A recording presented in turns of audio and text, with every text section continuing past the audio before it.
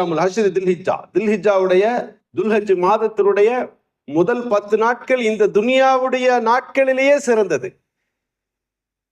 அப்படியானால் அதனுடைய மகத்துவம் எப்படிப்பட்டது என்பதை நாம் உள்வாங்கிக் கொள்ள வேண்டும். முதல்ல அந்த நாட்களின் சிறப்பை எல்லாம் தெரிஞ்சாதான் நமக்கு தயாராகும்.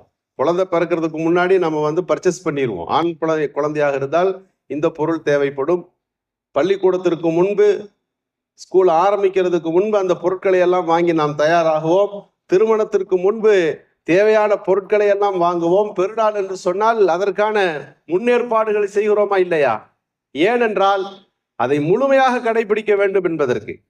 எனவேதான் துல்ஹஜ் மாதத்தினுடைய சிறப்பு குறித்த ஹதீசுகளிலும் ஆயத்துக்களிலும் நமக்கு முன்னெச்சரிக்கையாய் அதை நீங்கள் முழுமையாய் கடைபிடிக்க வேண்டும் என்பதற்குத்தான் இது போன்ற ஆர்வமூட்டுதல்கள் செய்யப்படுகிறது.